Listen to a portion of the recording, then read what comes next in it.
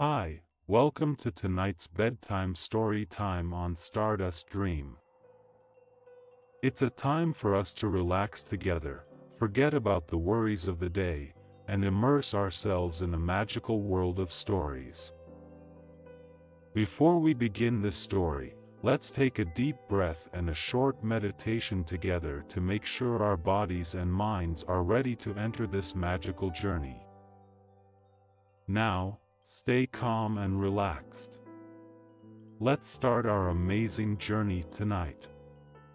Relax and get ready to hear the story of Little Prince on Stardust Dream. We are introduced to the narrator, a pilot, and his ideas about grown-ups. Once when I was 6 years old, I saw a magnificent picture in a book, called True Stories from Nature, about the primeval forest. It was a picture of a boa constrictor in the act of swallowing an animal.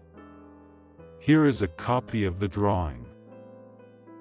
In the book it said, boa constrictors swallow their prey whole, without chewing it.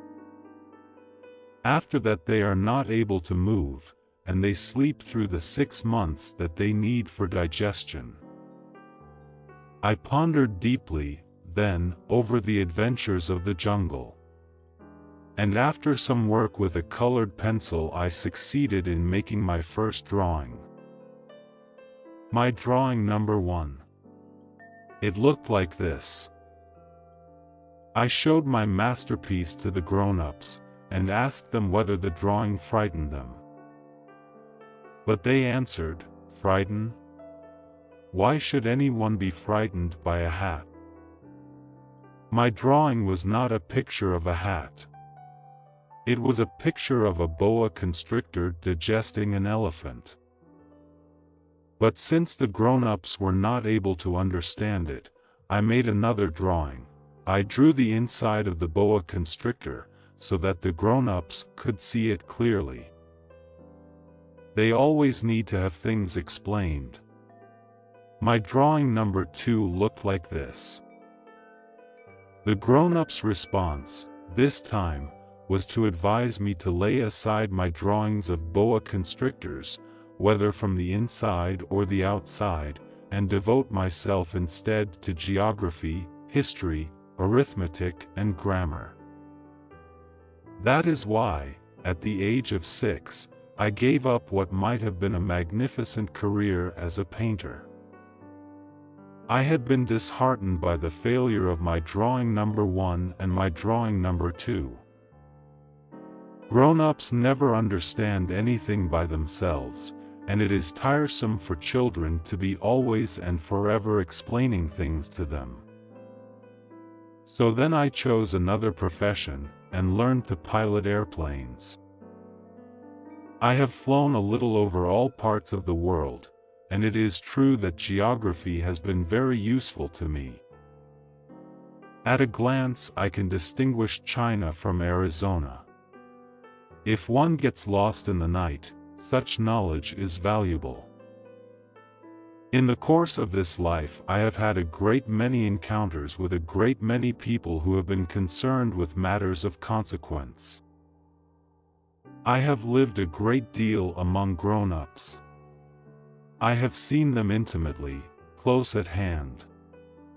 And that hasn't much improved my opinion of them. Whenever I met one of them who seemed to me at all clear-sighted, I tried the experiment of showing him my drawing number 1, which I have always kept. I would try to find out, if this was a person of true understanding. But, whoever it was, he or she would always say, "That is a hat." Then I would never talk to that person about boa constrictors, or primeval forests, or stars. I would bring myself down to his level. I would talk to him about bridge, and golf, and politics, and neckties. And the grown-up would be greatly pleased to have met such a sensible man. So I lived my life alone, without anyone that I could really talk to, until I had an accident with my plane in the desert of Sahara, 6 years ago. Something was broken in my engine. And as I had with me neither a mechanic nor any passengers, I set myself to attempt the difficult repairs all alone. It was a question of life or death for me. I had scarcely enough drinking water to last a week. The first night, then, I went to sleep on the sand, 1,000 miles from any human habitation. I was more isolated than a shipwrecked sailor on a raft in the middle of the ocean. Thus you can imagine my amazement, at sunrise, when I was awakened by an odd little voice. It said, "If you please, draw me a sheep." What? Draw me a sheep? I jumped to my feet, completely thunderstruck. I blinked my eyes hard. I looked carefully all around me. And I saw a most extraordinary small person, who stood there examining me with great seriousness. Here you may see the best portrait that, later, I was able to make of him.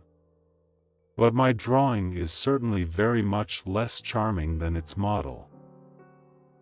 That, however, is not my fault. The grown-ups discouraged me in my painter's career when I was 6 years old, and I never learned to draw anything, except boas from the outside and boas from the inside.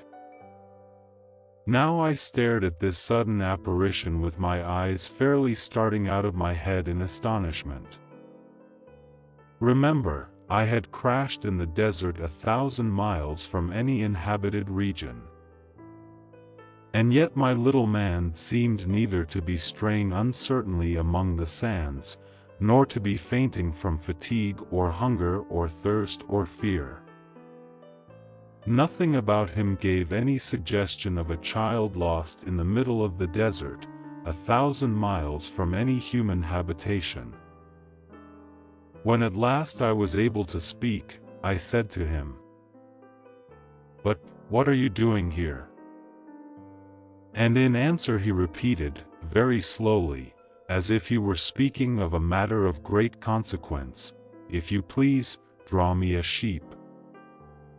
When a mystery is too overpowering, one dare not disobey. Absurd as it might seem to me, 1,000 miles from any human habitation and in danger of death, I took out of my pocket a sheet of paper and my fountain pen. But then I remembered how my studies had been concentrated on geography, history, arithmetic, and grammar, and I told the little chap, a little crossly, too, that I did not know how to draw. He answered me, "That doesn't matter. Draw me a sheep." But I had never drawn a sheep. So I drew for him one of the 2 pictures I had drawn so often. It was that of the boa constrictor from the outside. And I was astounded to hear the little fellow greet it with, "No, no, no. I do not want an elephant inside a boa constrictor. A boa constrictor is a very dangerous creature, and an elephant is very cumbersome. Where I live, everything is very small. What I need is a sheep. Draw me a sheep." So then I made a drawing.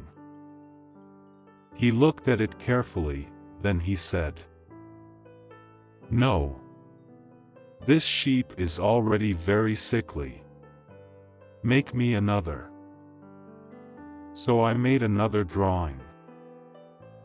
My friend smiled gently and indulgently. "You see yourself," he said, "that this is not a sheep. This is a ram. It has horns." So then I did my drawing over once more. But it was rejected too, just like the others. "This one is too old. I want a sheep that will live a long time." By this time my patience was exhausted, because I was in a hurry to start taking my engine apart. So I tossed off this drawing. And I threw out an explanation with it. "This is only his box. The sheep you asked for is inside." I was very surprised to see a light break over the face of my young judge. "That is exactly the way I wanted it. Do you think that this sheep will have to have a great deal of grass?" "Why?" "Because where I live everything is very small."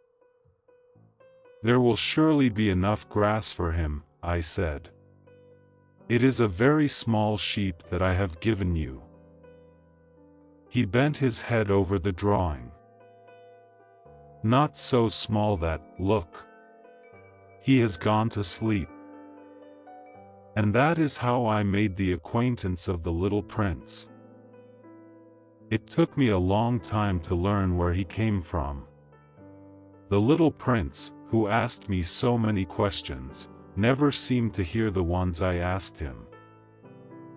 It was from words dropped by chance that, little by little, everything was revealed to me.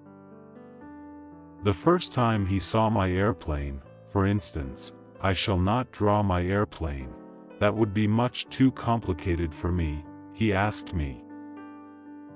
"What is that object?" "That is not an object. It flies. It is an airplane. It is my airplane." And I was proud to have him learn that I could fly.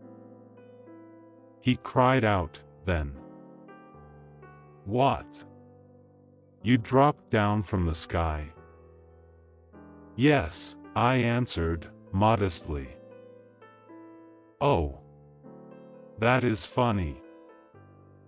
And the little prince broke into a lovely peal of laughter, which irritated me very much. I like my misfortunes to be taken seriously. Then he added, "So you, too, come from the sky. Which is your planet?" At that moment I caught a gleam of light in the impenetrable mystery of his presence, and I demanded, abruptly, "Do you come from another planet?" But he did not reply. He tossed his head gently, without taking his eyes from my plane. "It is true that on that you can't have come from very far away." And he sank into a reverie, which lasted a long time. Then, taking my sheep out of his pocket, he buried himself in the contemplation of his treasure. You can imagine how my curiosity was aroused by this half-confidence about the other planets. I made a great effort, therefore, to find out more on this subject. "My little man, where do you come from? What is this where I live, of which you speak? Where do you want to take your sheep?" After a reflective silence he answered, "The thing that is so good about the box you have given me is that at night he can use it as his house." "That is so. And if you are good I will give you a string, too, so that you can tie him during the day, and a post to tie him to." But the little prince seemed shocked by this offer. "Tie him? What a queer idea." "But if you don't tie him," I said, "he will wander off somewhere, and get lost." My friend broke into another peal of laughter. "But where do you think he would go?" "Anywhere. Straight ahead of him." Then the little prince said, earnestly, "That doesn't matter. Where I live, everything is so small." And, with perhaps a hint of sadness, he added, "Straight ahead of him, nobody can go very far." I had thus learned a second fact of great importance. This was that the planet the little prince came from was scarcely any larger than a house. But that did not really surprise me much. I knew very well that in addition to the great planets such as the Earth, Jupiter, Mars, Venus, to which we have given names, there are also hundreds of others, some of which are so small that one has a hard time seeing them through the telescope. When an astronomer discovers one of these, he does not give it a name, but only a number. He might call it, for example, asteroid 325.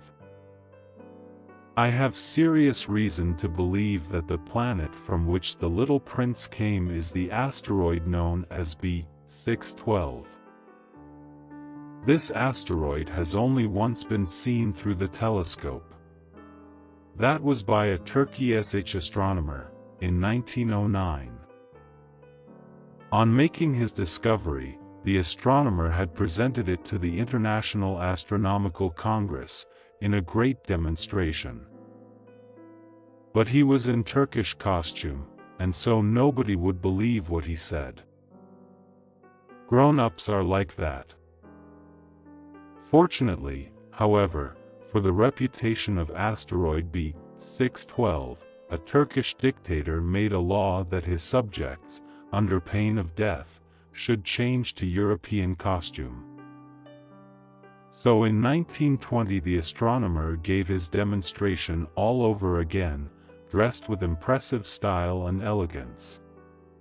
And this time everybody accepted his report. If I have told you these details about the asteroid, and made a note of its number for you, it is on account of the grown-ups and their ways.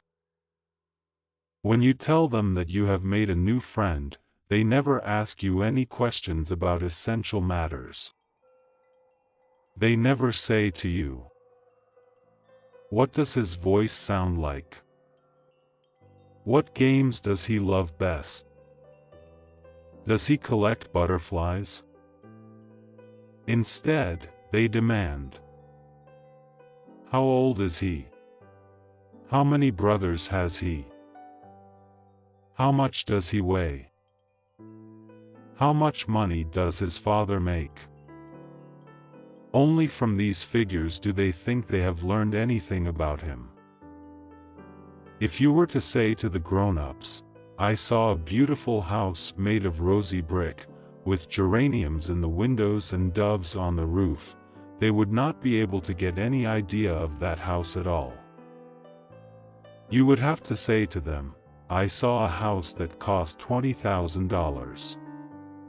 Then they would exclaim, "Oh, what a pretty house that is." Just so, you might say to them, the proof that the little prince existed is that he was charming, that he laughed, and that he was looking for a sheep. If anybody wants a sheep, that is a proof that he exists. And what good would it do to tell them that? They would shrug their shoulders, and treat you like a child. But if you said to them, "The planet he came from is asteroid B612, then they would be convinced, and leave you in peace from their questions. They are like that. One must not hold it against them. Children should always show great forbearance toward grown-up people. But certainly, for us who understand life, figures are a matter of indifference. I should have liked to begin this story in the fashion of the fairy tales. I should have liked to say, once upon a time there was a little prince who lived on a planet that was scarcely any bigger than himself, and who had need of a sheep. To those who understand life, that would have given a much greater air of truth to my story. For I do not want anyone to read my book carelessly. I have suffered too much grief in setting down these memories. 6 years have already passed since my friend went away from me, with his sheep.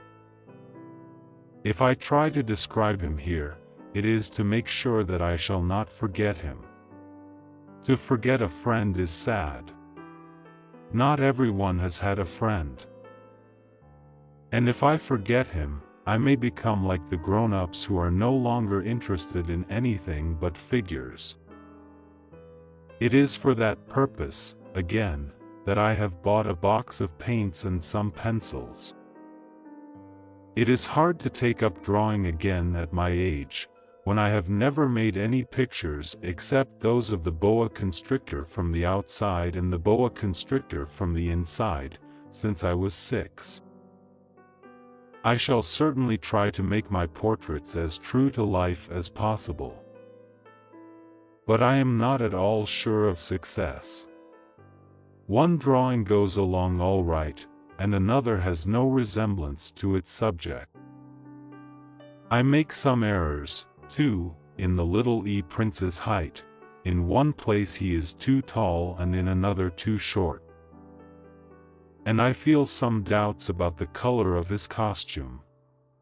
So I fumble along as best I can, now good, now bad, and I hope generally fair to middling.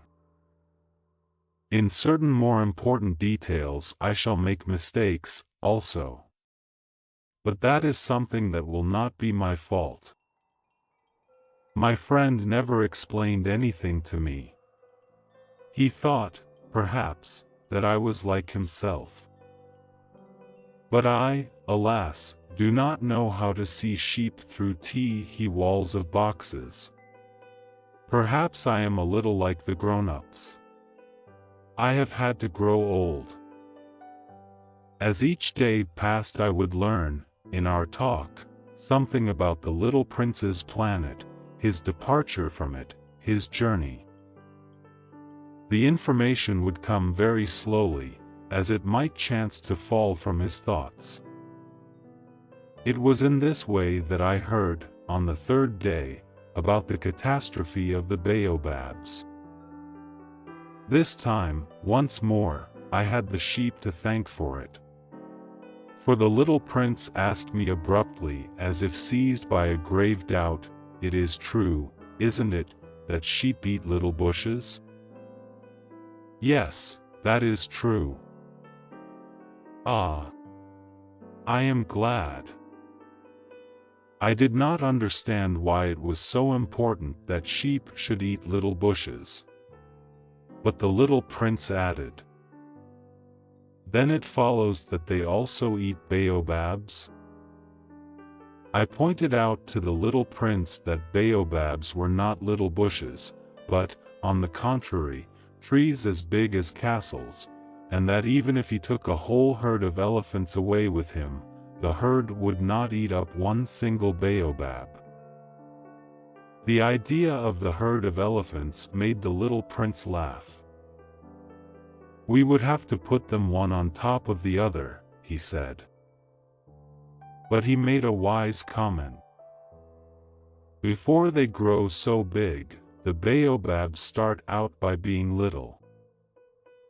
"That is strictly correct," I said. "But why do you want the sheep to eat the little baobabs?" He answered me at once, "Oh, come, come," as if he were speaking of something that was self-evident. And I was obliged to make a great mental effort to solve this problem, without any assistance. Indeed, as I learned, there were on the planet where the little prince lived, as on all planets, good plants and bad plants. In consequence, there were good seeds from good plants, and bad seeds from bad plants. But seeds are invisible. They sleep deep in the heart of the earth's darkness, until some one among them is seized with the desire to awaken. Then this little seed will stretch itself and begin, timidly at first, to push a charming little sprig inoffensively upward toward the sun. If it is only a sprout of radish or the sprig of a rose bush, one would let it grow wherever it might wish. But when it is a bad plant, One must destroy it as soon as possible, the very first instant that one recognizes it. Now there were some terrible seeds on the planet that was the home of the little prince, and these were the seeds of the baobab. The soil of that planet was infested with them. A baobab is something you will never be able to get rid of if you attend to it too late. It spreads over the entire planet. It bores clear through it with its roots. And if the planet is too small, and the baobabs are too many, they split it in pieces. It is a question of discipline, the little prince said to me later on. When you've finished your own toilet in the morning, then it is time to attend to the toilet of your planet, just so, with the greatest care. You must see to it that you pull up regularly all the baobabs, at the very first moment when they can be distinguished from the rosebushes which they resemble so closely in their earliest youth. It is very tedious work, the little prince added, but very easy. And one day he said to me, "You ought to make a beautiful drawing, so that the children where you live can see exactly how all this is. That would be very useful to them if they were to travel someday." Sometimes, he added, there is no harm in putting off a piece of work until another day. But when it is a matter of baobabs, that always means a catastrophe. I knew a planet that was inhabited by a lazy man. He neglected 3 little bushes. So, as the little prince described it to me, I have made a drawing of that planet. I do not much like to take the tone of a moralist. But the danger of the baobabs is so little understood, and such considerable risks would be run by anyone who might get lost on an asteroid, that for once I am breaking through my reserve. Children, I say plainly, watch out for the baobabs. My friends, like myself, have been skirting this danger for a long time, without ever knowing it, and so it is for them that I have worked so hard over this drawing. The lesson which I pass on by this means is worth all the trouble it has cost me.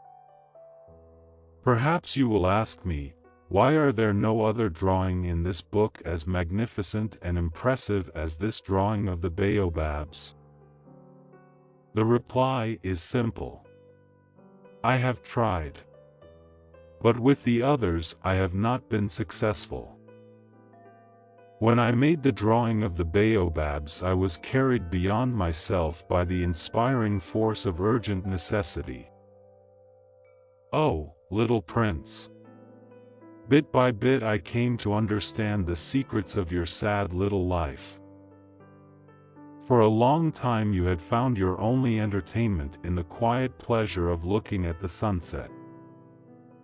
I learned that new detail on the morning of the 4th day, when you said to me, "I am very fond of sunsets.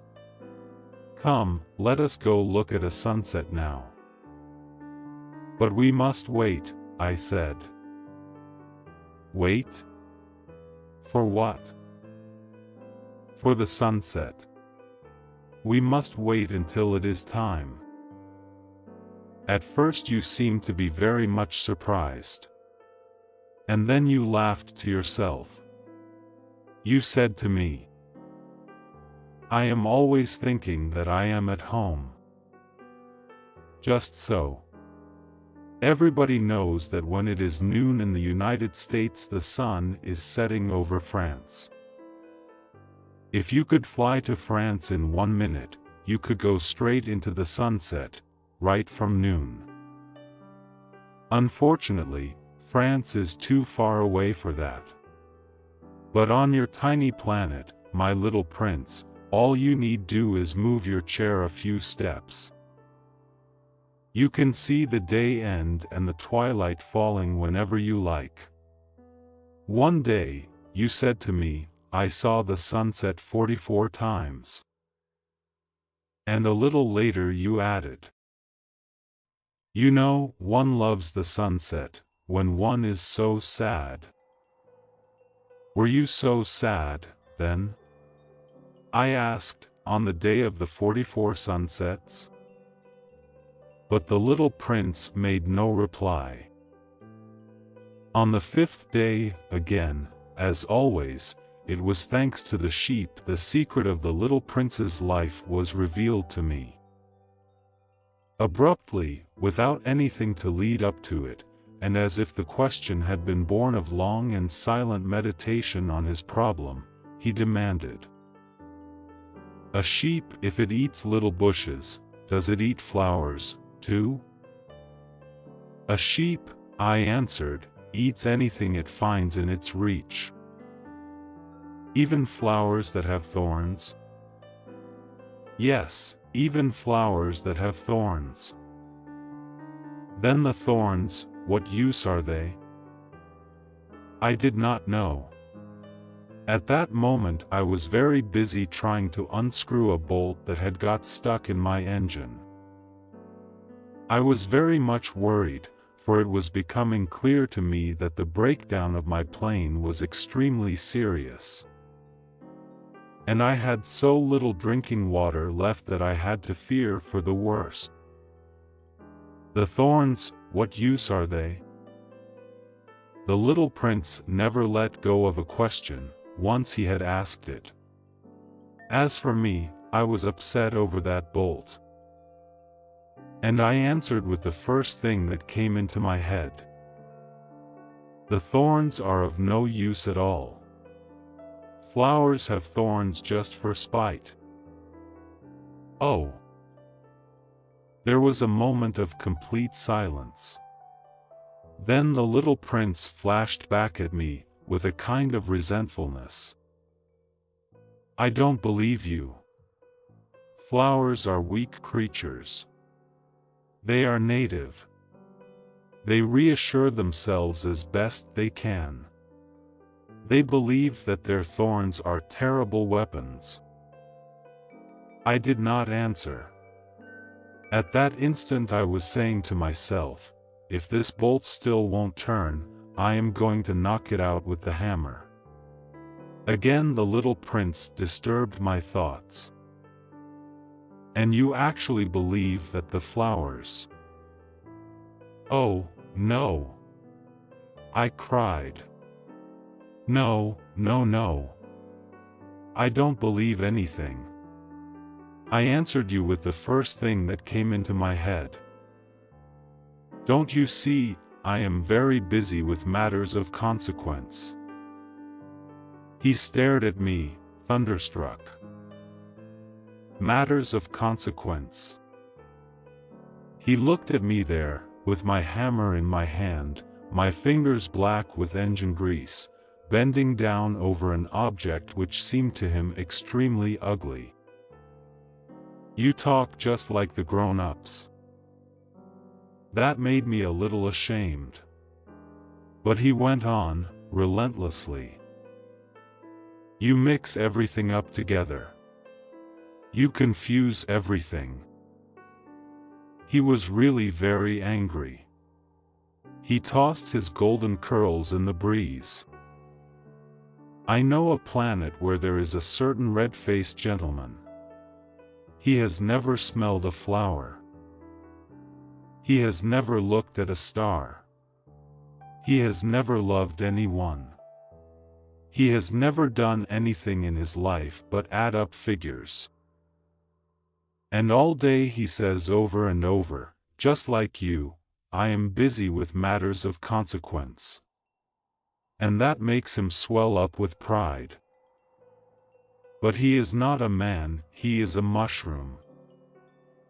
"A what?" "A mushroom." The little prince was now white with rage. "The flowers have been growing thorns for millions of years.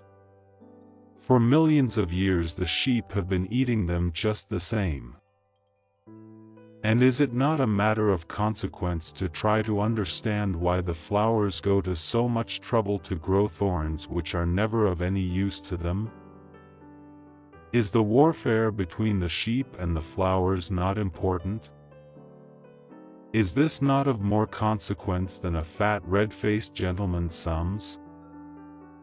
And if I know, myself, one flower which is unique in the world, which grows nowhere but on my planet, but which one little sheep can destroy in a single bite some morning, without even noticing what he is doing, you think that is not important? His face turned from white to red as he continued. If someone loves a flower, of which just one single blossom grows in all the millions and millions of stars, it is enough to make him happy just to look at the stars. He can say to himself, somewhere, my flower is there. But if the sheep eats the flower, in one moment all his stars will be darkened. And you think that is not important? He could not say anything more. His words were choked by sobbing. The night had fallen. I had let my tools drop from my hands. Of what moment now was my hammer, my bolt, or thirst, or death? On one star, one planet, my planet, the Earth, there was a little prince to be comforted. I took him in my arms, and rocked him. I said to him, "The flower that you love is not in danger. I will draw you a muzzle for your sheep. I will draw you a railing to put around your flower. I will." I did not know what to say to him. I felt awkward and blundering. I did not know how I could reach him, where I could overtake him and go on hand in hand with him once more. It is such a secret place, the land of tears. I soon learned to know this flower better. On the little prince's planet the flowers had always been very simple. They had only one ring of petals, they took up no room at all, they were a trouble to nobody. One morning they would appear in the grass, and by night they would have faded peacefully away. But one day, from a seed blown from no one knew where, a new flower had come up, and the little prince had watched very closely over this small sprout which was not like any other small sprouts on his planet. It might, you see, have been a new kind of baobab.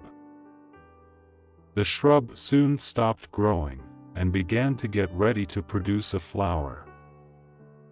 The little prince, who was present at the first appearance of a huge bud, felt at once that some sort of miraculous apparition must emerge from it. But the flower was not satisfied to complete the preparations for her beauty in the shelter of her green chamber. She chose her colors with the greatest care. She adjusted her petals one by one. She did not wish to go out into the world all rumpled, like the field poppies. It was only in the full radiance of her beauty that she wished to appear. Oh, yes. She was a coquettish creature. And her mysterious adornment lasted for days and days. Then one morning, exactly at sunrise, she suddenly showed herself. And, after working with all this painstaking precision, she yawned and said, "Ah, I am scarcely awake. I beg that you will excuse me. My petals are still all disarranged." But the little prince could not restrain his admiration. "Oh, how beautiful you are!" "Am I not?" the flower responded, sweetly. "And I was born at the same moment as the sun." The little prince could guess easily enough that she was not any too modest, but how moving and exciting she was. "I think it is time for breakfast," she added an instant later. "If you would have the kindness to think of my needs." And the little prince, completely abashed, went to look for a sprinkling can of fresh water. So, he tended the flower.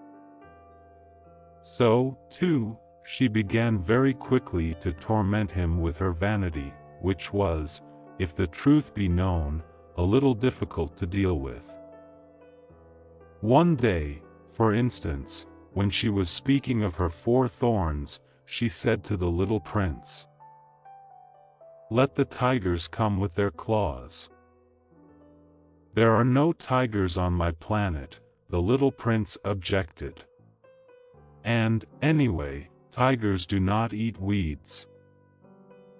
"I am not a weed," the flower replied, sweetly. "Please excuse me.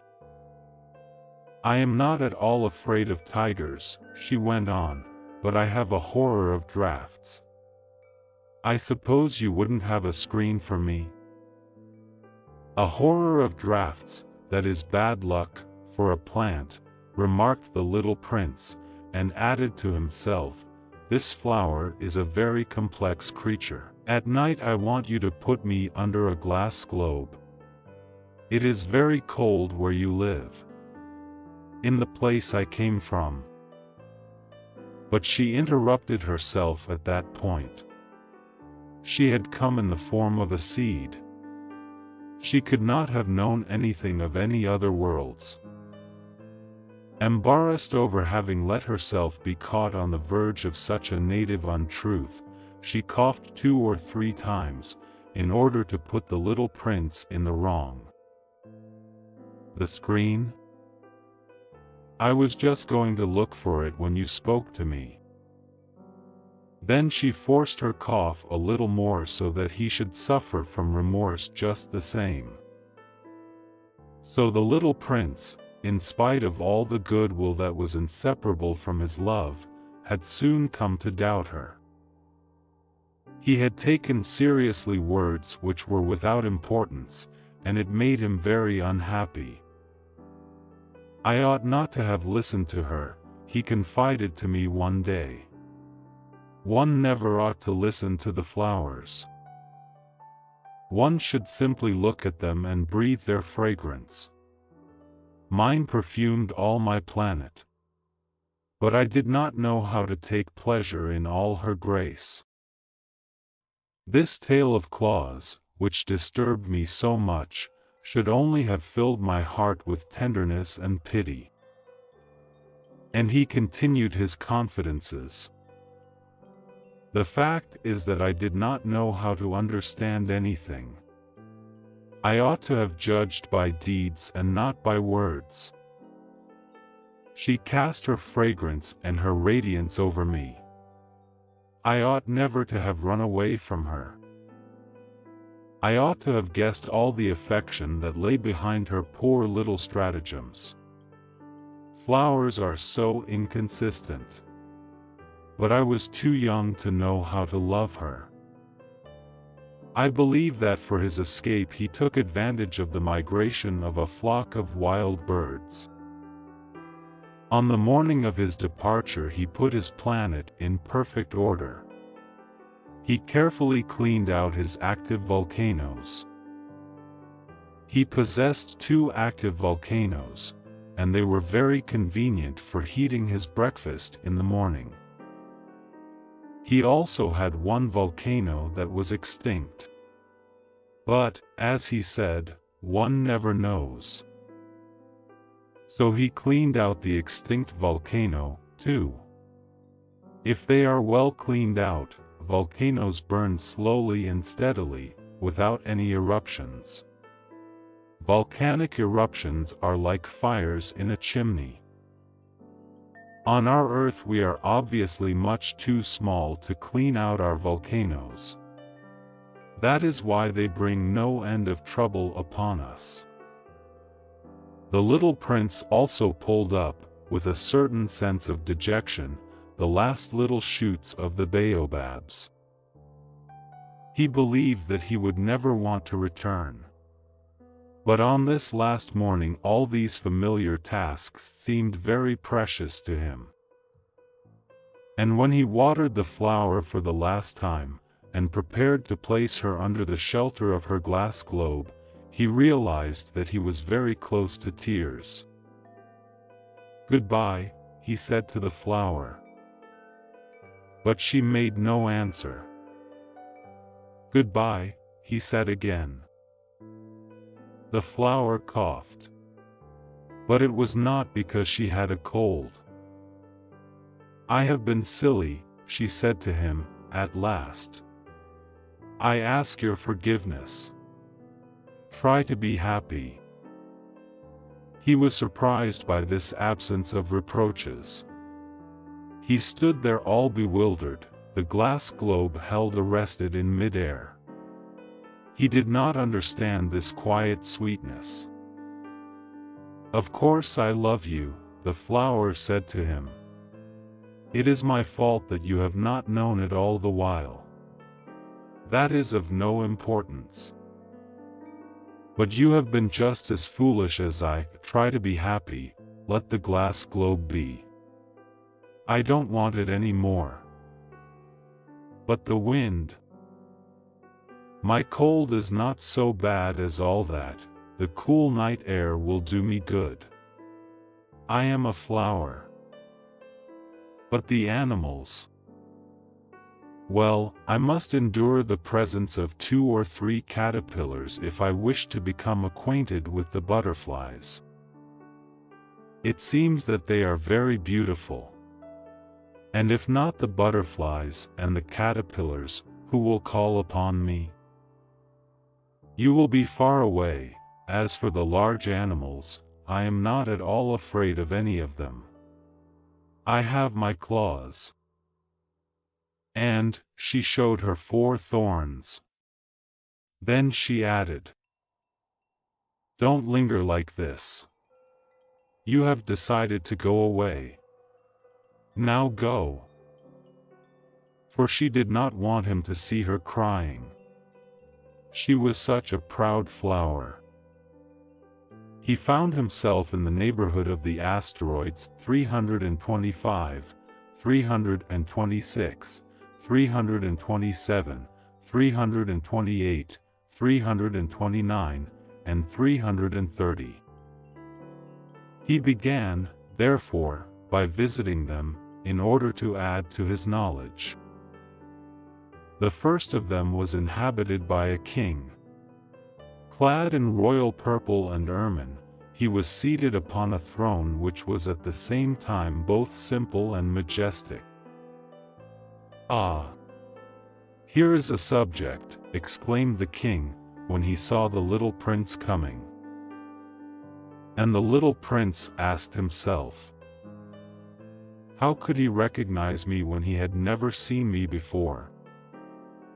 He did not know how the world is simplified for kings. To them, all men are subjects. "Approach, so that I may see you better," said the king, who felt consumingly proud of being at last a king over somebody. The little prince looked everywhere to find a place to sit down, but the entire planet was crammed and obstructed by the king's magnificent ermine robe. So he remained standing upright, and, since he was tired, he yawned. It is contrary to etiquette to yawn in the presence of a king, the monarch said to him. I forbid you to do so. I can't help it. I can't stop myself, replied the little prince, thoroughly embarrassed. I have come on a long journey, and I have had no sleep. Ah, then, the king said. I order you to yawn.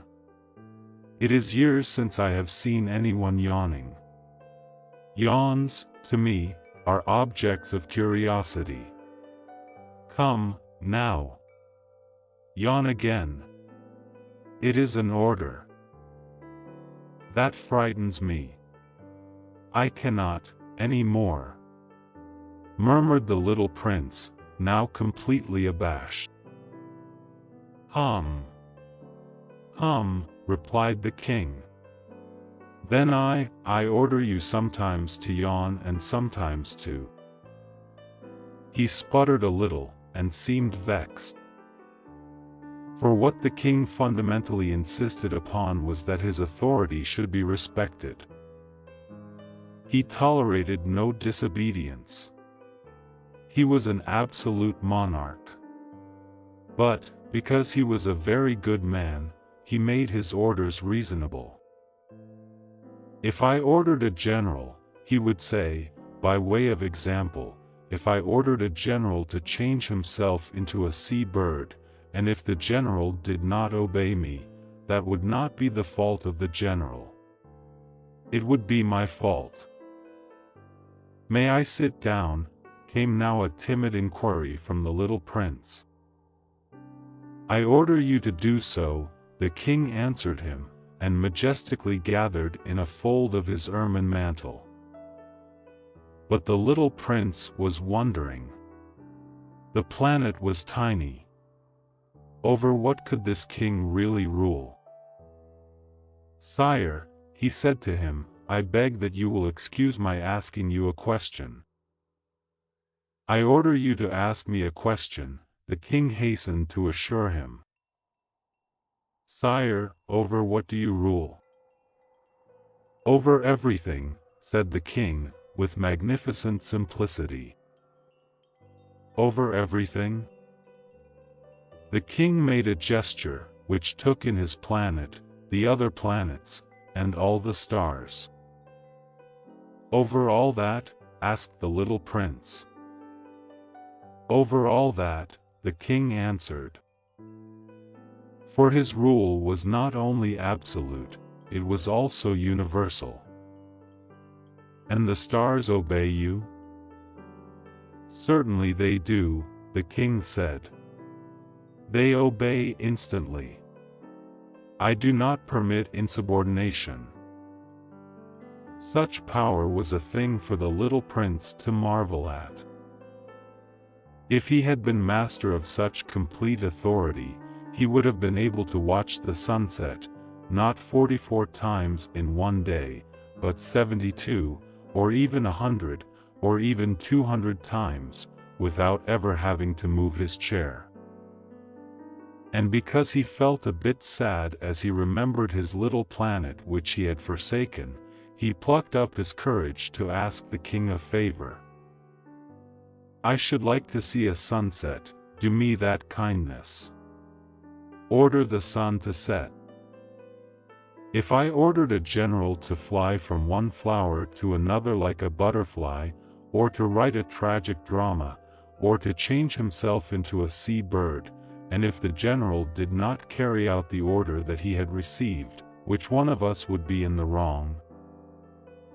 the king demanded. "The general, or myself?" "You," said the little prince firmly. "Exactly. One must require from each one the duty which each one can perform," the king went on. "Accepted authority rests first of all on reason. If you ordered your people to go and throw themselves into the sea, they would rise up in revolution. I have the right to require obedience because my orders are reasonable." "Then my sunset," the little prince reminded him, for he never forgot a question once he had asked it. "You shall have your sunset. I shall command it. But, according to my science of government, I shall wait until conditions are favorable." "When will that be?" inquired the little prince. "Hum, hum," replied the king, and before saying anything else he consulted a bulky almanac. "Hum, hum. That will be that will be this evening about 20 minutes to 8. and you will see how well I am obeyed." The little prince yawned. He was regretting his lost sunset. And then, too, he was already beginning to be a little bored. "I have nothing more to do here," he said to the king. "So I shall set out on my way again." "Do not go," said the king, who was very proud of having a subject. "Do not go. I will make you a minister." "Minister of what?" "Minister of justice." "But there is nobody here to judge." "We do not know that," the king said to him.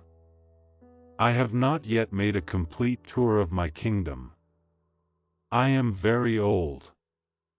There is no room here for a carriage. And it tires me to walk." "Oh, but I have looked already," said the little prince, turning around to give one more glance to the other side of the planet. On that side, as on this, there was nobody at all. "Then you shall judge yourself," the king answered. "That is the most difficult thing of all. It is much more difficult to judge oneself than to judge others. If you succeed in judging yourself rightly, then you are indeed a man of true wisdom." "Yes," said the little prince, "but I can judge myself anywhere. I do not need to live on this planet." "Hum. Hum," said the king. "I have good reason to believe that somewhere on my planet there is an old rat. I hear him at night. You can judge this old rat. From time to time you will condemn him to death. Thus his life will depend on your justice. But you will pardon him on each occasion, for he must be treated thriftily. He is the only one we have." "I," replied the little prince, "do not like to condemn anyone to death. And now I think I will go on my way." "No," said the king. But the little prince, having now completed his preparations for departure, had no wish to grieve the old monarch.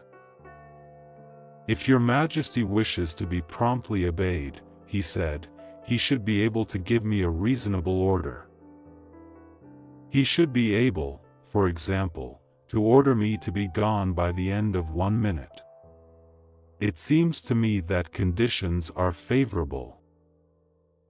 As the king made no answer, the little prince hesitated a moment. Then, with a sigh, he took his leave. "I made you my ambassador," the king called out, hastily. He had a magnificent air of authority. "The grown-ups are very strange," the little prince said to himself, as he continued on his journey. The second planet was inhabited by a conceited man. "Ah! Ah! I am about to receive a visit from an admirer," he exclaimed from afar, when he first saw the little prince coming. For, to conceited men, all other men are admirers. "Good morning," said the little prince. "That is a queer hat you are wearing." "It is a hat for salutes," the conceited man replied.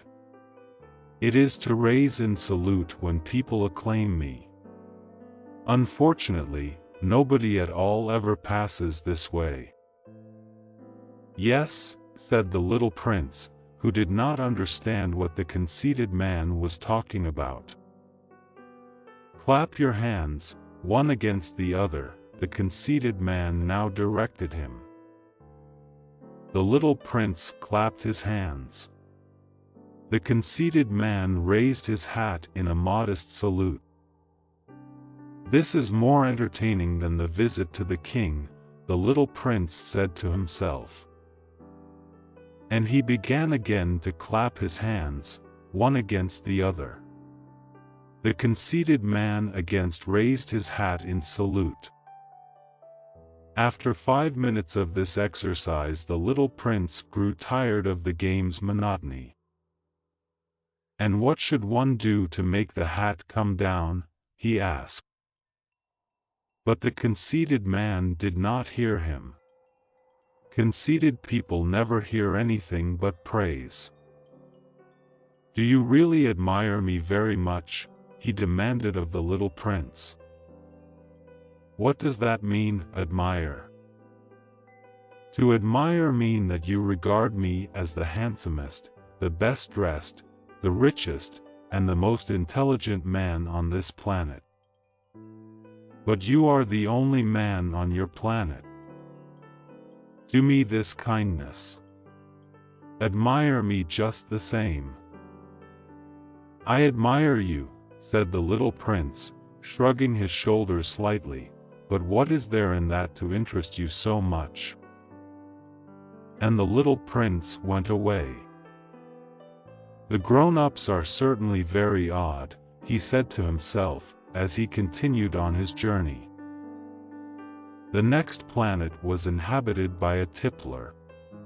This was a very short visit, but it plunged the little prince into deep dejection. "What are you doing there?" he said to the tippler, whom he found settled down in silence before a collection of empty bottles and also a collection of full bottles. "I am drinking," replied the tippler, with a lugubrious air. "Why are you drinking?" demanded the little prince. "So that I may forget," replied the tippler. "Forget what?" inquired the little prince, who already was sorry for him. "Forget that I am ashamed," the tippler confessed, hanging his head. "Ashamed of what?" insisted the little prince, who wanted to help him. "Ashamed of drinking." The tippler brought his speech to an end, and shut himself up in an impregnable silence. And the little prince went away, puzzled. "The grown-ups are certainly very, very odd," he said to himself, as he continued on his journey. The fourth planet belonged to a businessman. This man was so much occupied that he did not even raise his head at the little prince's arrival. "Good morning," the little prince said to him. "Your cigarette has gone out. 3 and 2 make 5. 5 and 7 make 12. 12 and 3 make 15. Good morning. 15 and 7 make 22. 22 and 6 make 28. I haven't time to light it again. 26 and 5 make 31. Phew. Then that makes 501,622,731.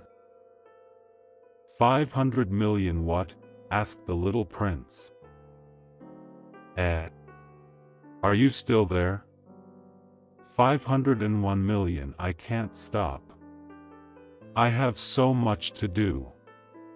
I am concerned with matters of consequence. I don't amuse myself with balderdash. 2 and 5 make 7. 501 million what? Repeated the little prince, who never in his life had let go of a question once he had asked it. The businessman raised his head. During the 54 years that I have inhabited this planet, I have been disturbed only 3 times. The first time was 22 years ago, when some giddy goose fell from goodness knows where. He made the most frightful noise that resounded all over the place, and I made 4 mistakes in my addition. The second time, 11 years ago, I was disturbed by an attack of rheumatism. I don't get enough exercise. I have no time for loafing. The third time, well, this is it. I was saying, then, 501 millions. Millions of what? The businessman suddenly realized that there was no hope of being left in peace until he answered this question. Millions of those little objects, he said, which one sometimes sees in the sky. Flies? Oh, no. Little glittering objects. Bees? Oh, no. Little golden objects that set lazy men to idle dreaming. As for me, I am concerned with matters of consequence. There is no time for idle dreaming in my life. Ah. You mean the stars? Yes, that's it. The stars. And what do you do with 500 millions of stars? 501,622,731. I am concerned with matters of consequence, I am accurate. And what do you do with these stars? What do I do with them? Yes. Nothing. I own them. You own the stars? Yes. But I have already seen a king who. Kings do not own, they reign over. It is a very different matter.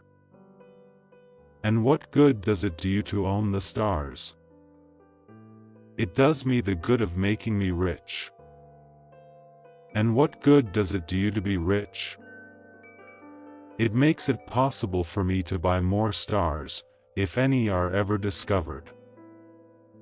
This man, the little prince said to himself, reasons a little like my poor tippler.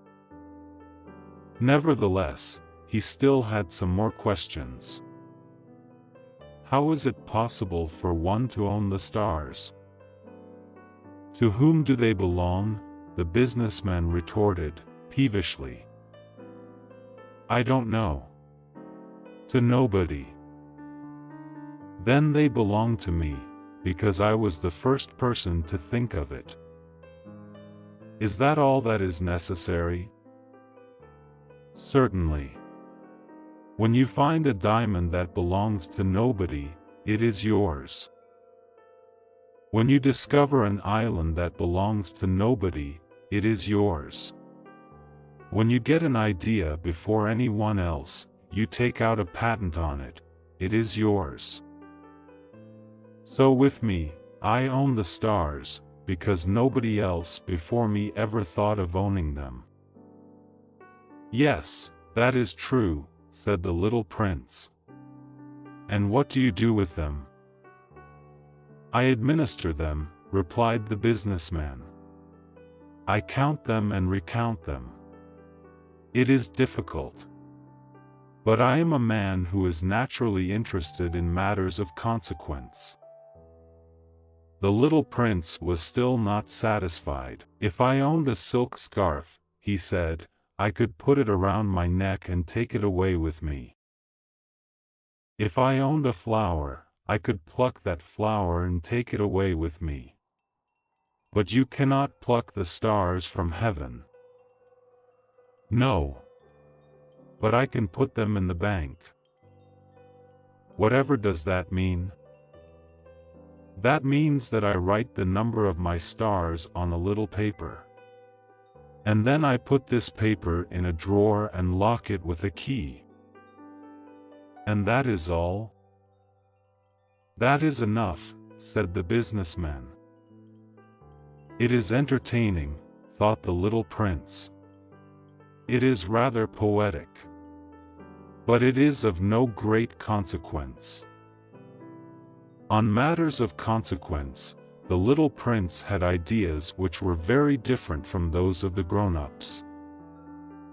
I myself own a flower, he continued his conversation with the businessman, which I water every day. I own 3 volcanoes, which I clean out every week, for I also clean out the one that is extinct, one never knows. It is of some use to my volcanoes, and it is of some use to my flower, that I own them. But you are of no use to the stars. The businessman opened his mouth, but he found nothing to say in answer. And the little prince went away. The grown-ups are certainly altogether extraordinary, he said simply, talking to himself as he continued on his journey. The 5th planet was very strange. It was the smallest of all. There was just enough room on it for a street lamp and a lamplighter. The little prince was not able to reach any explanation of the use of a street lamp and a lamplighter, somewhere in the heavens, on a planet which had no people, and not one house. But he said to himself, nevertheless, it may well be that this man is absurd. But he is not so absurd as the king, the conceited man, the businessman, and the tippler. For at least his work has some meaning. When he lights his street lamp, it is as if he brought one more star to life, or one flower. When he puts out his lamp, he sends the flower, or the star, to sleep.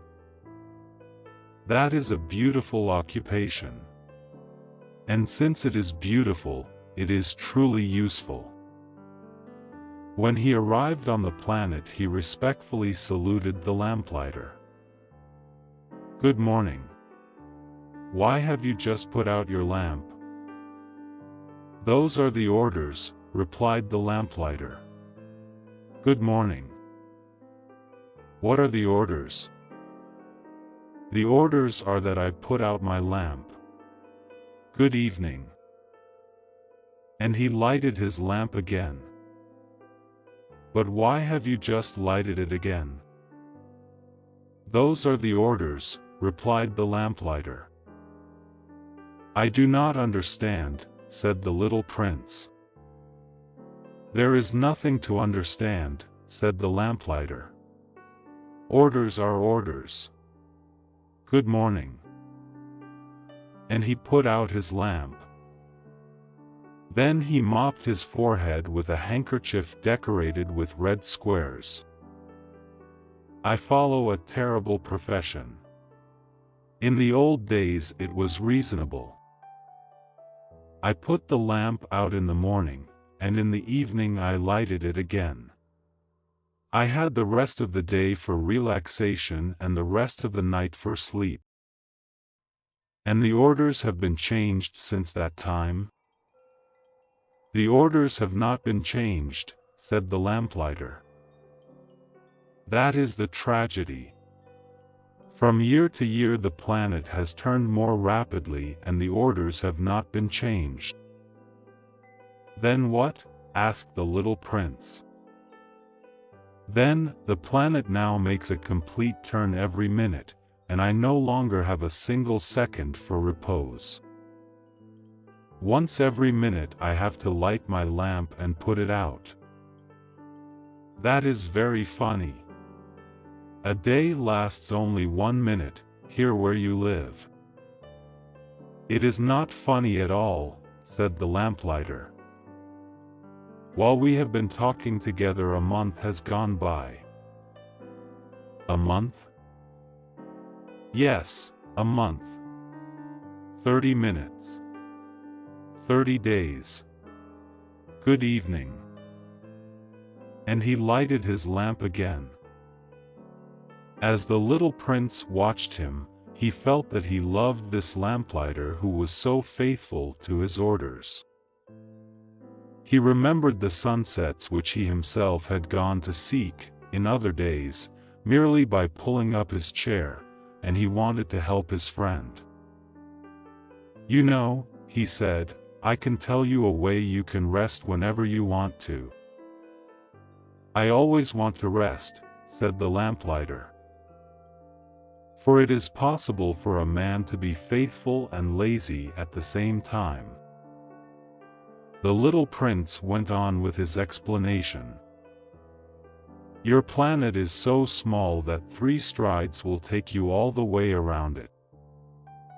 To be always in the sunshine, you need only walk along rather slowly. When you want to rest, you will walk and the day will last as long as you like. That doesn't do me much good, said the lamplighter. The one thing I love in life is to sleep. Then you're unlucky, said the little prince. I am unlucky, said the lamplighter. Good morning. And he put out his lamp. That man, said the little prince to himself, as he continued farther on his journey, that man would be scorned by all the others, by the king, by the conceited man, by the tippler, by the businessman. Nevertheless, he is the only one of them all who does not seem to me ridiculous. Perhaps that is because he is thinking of something else besides himself. He breathed a sigh of regret, and said to himself, again, that man is the only one of them all whom I could have made my friend. But his planet is indeed too small. There is no room on it for 2 people. What the little prince did not dare confess was that he was sorry most of all to leave this planet, because it was blessed every day with 1,440 sunsets. The 6th planet was 10 times larger than the last one. It was inhabited by an old gentleman who wrote voluminous books. Oh, look! Here is an explorer, he exclaimed to himself when he saw the little prince coming. The little prince sat down on the table and panted a little. He had already traveled so much and so far. Where do you come from? The old gentleman said to him. What is that big book? Said the little prince. What are you doing? I am a geographer, the old gentleman said to him. What is a geographer? Asked the little prince. A geographer is a scholar who knows the location of all the seas, rivers, towns, mountains, and deserts. That is very interesting, said the little prince. Here at last is a man who has a real profession. And he cast a look around him at the planet of the geographer. It was the most magnificent and stately planet that he had ever seen.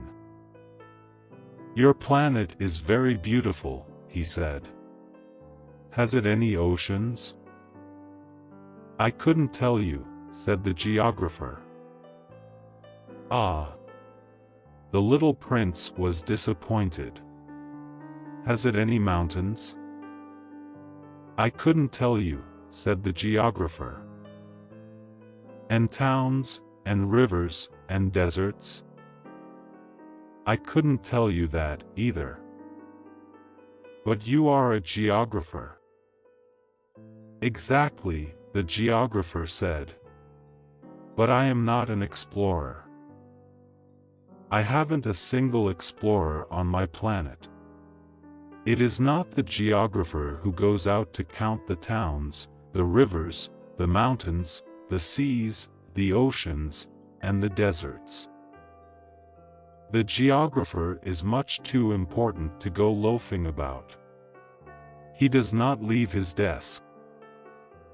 But he receives the explorers in his study. He asks them questions, and he notes down what they recall of their travels. And if the recollections of any one among them seem interesting to him, the geographer orders an inquiry into that explorer's moral character. Why is that? Because an explorer who told lies would bring disaster on the books of the geographer. So would an explorer who drank too much. "Why is that?" asked the little prince. "Because intoxicated men see double." Then the geographer would note down 2 mountains in a place where there was only one. "I know someone," said the little prince, "who would make a bad explorer." "That is possible." Then, when the moral character of the explorer is shown to be good, an inquiry is ordered into his discovery. One goes to see it? No. That would be too complicated. But one requires the explorer to furnish proofs. For example, if the discovery in question is that of a large mountain, one requires that large stones be brought back from it. The geographer was suddenly stirred to excitement. "But you come from far away. You are an explorer. You shall describe your planet to me." And, having opened his big register, the geographer sharpened his pencil. The recitals of explorers are put down first in pencil. One waits until the explorer has furnished proofs, before putting them down in ink. "Well?" said the geographer expectantly. "Oh, where I live," said the little prince, "it is not very interesting. It is all so small. I have 3 volcanoes. 2 volcanoes are active and the other is extinct. But one never knows." "One never knows," said the geographer. "I have also a flower." "We do not record flowers," said the geographer. "Why is that?" "The flower is the most beautiful thing on my planet." "We do not record them," said the geographer, "because they are ephemeral." "What does that mean, ephemeral?" "Geographies," said the geographer, "are the books which, of all books, are most concerned with matters of consequence. They never become old-fashioned. It is very rarely that a mountain changes its position. It is very rarely that an ocean empties itself of its waters. We write of eternal things. But extinct volcanoes may come to life again," the little prince interrupted. "What does that mean, ephemeral?" "Whether volcanoes are extinct or alive, it comes to the same thing for us," said the geographer. "The thing that matters to us is the mountain. It does not change." "But what does that mean, ephemeral?" repeated the little prince, who never in his life had let go of a question, once he had asked it. "It means, which is in danger of speedy disappearance." "Is my flower in danger of speedy disappearance?" "Certainly it is." "My flower is ephemeral," the little prince said to himself, "and she has only 4 thorns to defend herself against the world. And I have left her on my planet, all alone." That was his first moment of regret. But he took courage once more. "What place would you advise me to visit now?" he asked. "The planet Earth," replied the geographer. "It has a good reputation." And the little prince went away, thinking of his flower. So then the 7th planet was the Earth. The Earth is not just an ordinary planet. One can count their 111 kings, not forgetting, to be sure, the Negro kings among them, 7,000 geographers, 900,000 businessmen, 7,500,000 tipplers, 311 million conceited men, that is to say, about 2 billion grown-ups. To give you an idea of the size of the Earth, I will tell you that before the invention of electricity it was necessary to maintain, over the whole of the 6 continents, a veritable army of 462,511 lamplighters for the street lamps. Seen from a slight distance, that would make a splendid spectacle. The movements of this army would be regulated like those of the ballet in the opera. First would come the turn of the lamplighters of New Zealand and Australia. Having set their lamps alight, these would go off to sleep. Next, the lamplighters of China and Siberia would enter for their steps in the dance, and then they too would be waved back into the wings. After that would come the turn of the lamplighters of Russia and the Indies, then those of Africa and Europe, then those of South America, then those of South America, then those of North America. And never would they make a mistake in the order of their entry upon the stage. It would be magnificent. Only the man who was in charge of the single lamp at the North Pole, and his colleague who was responsible for the single lamp at the South Pole, only these two would live free from toil and care. They would be busy twice a year. When one wishes to play the wit, he sometimes wanders a little from the truth. I have not been altogether honest in what I have told you about the lamplighters.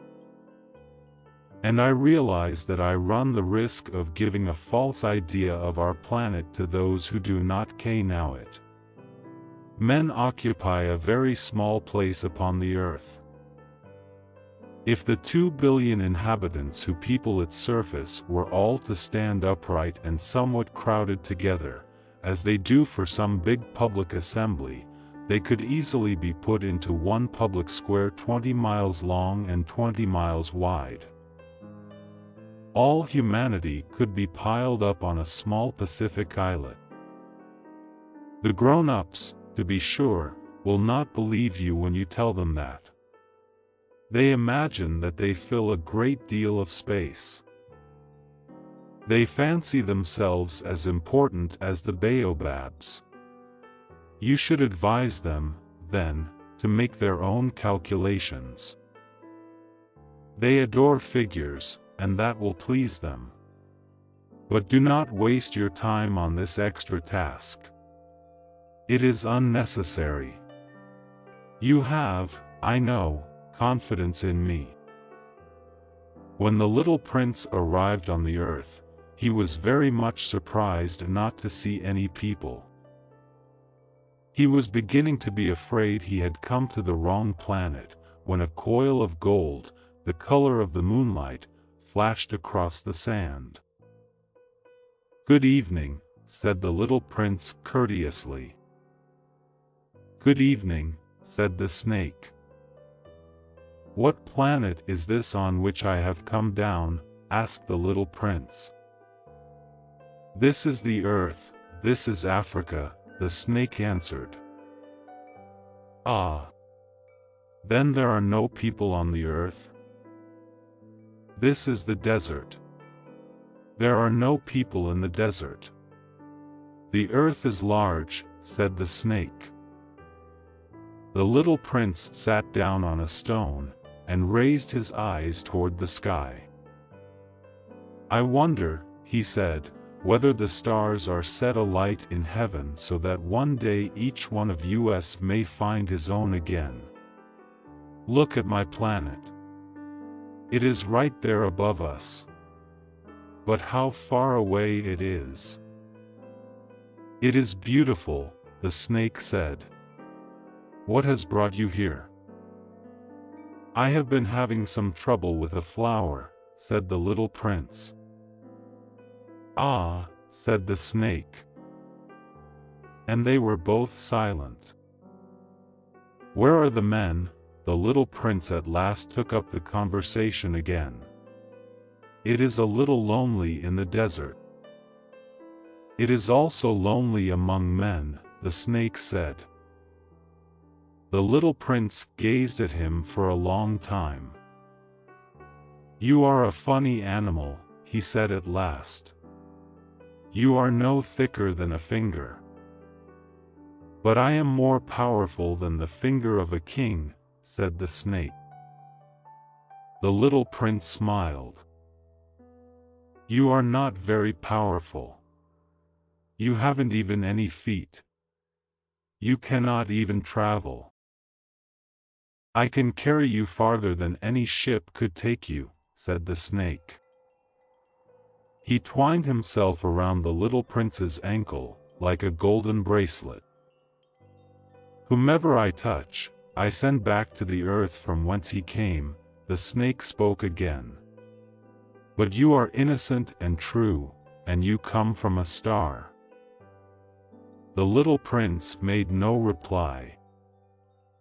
"You move me to pity, you are so weak on this earth made of granite," the snake said. "I can help you, someday, if you grow too homesick for your own planet. I can." "Oh, I understand you very well," said the little prince. "But why do you always speak in riddles?" "I solve them all," said the snake. And they were both silent.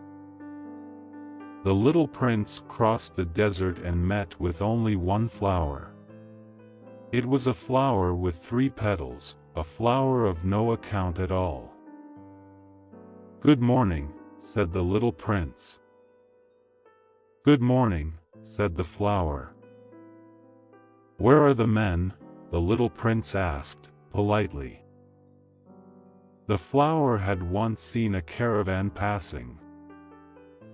"Men?" she echoed. "I think there are 6 or 7 of them in existence. I saw them, several years ago. But one never knows where to find them. The wind blows them away. They have no roots, and that makes their life very difficult." "Goodbye," said the little prince. "Goodbye," said the flower. After that, the little prince climbed a high mountain. The only mountains he had ever known were the 3 volcanoes, which came up to his knees. And he used the extinct volcano as a footstool. From a mountain as high as this one, he said to himself, "I shall be able to see the whole planet at one glance, and all the people." But he saw nothing, save peaks of rock that were sharpened like needles. "Good morning," he said courteously. "Good morning, good morning, good morning," answered the echo. "Who are you?" said the little prince. "Who are you, who are you, who are you?" answered the echo. "Be my friends." "I am all alone," he said. "I am all alone, all alone, all alone," answered the echo. "What a queer planet," he thought. "It is altogether dry, and altogether pointed, and altogether harsh and forbidding. And the people have no imagination. They repeat whatever one says to them. On my planet I had a flower, she always was the first to speak. But it happened that after walking for a long time through sand, and rocks, and snow, the little prince at last came upon a road. And all roads lead to the abodes of men. "Good morning," he said. He was standing before a garden, all abloom with roses. "Good morning," said the roses. The little prince gazed at them. They all looked like his flower. "Who are you?" he demanded, thunderstruck. "We are roses," the roses said. And he was overcome with sadness. His flower had told him that she was the only one of her kind in all the universe. And here were 5,000 of them, all alike, in one single garden. She would be very much annoyed, he said to himself, if she should see that. She would cough most dreadfully, and she would pretend that she was dying, to avoid being laughed at.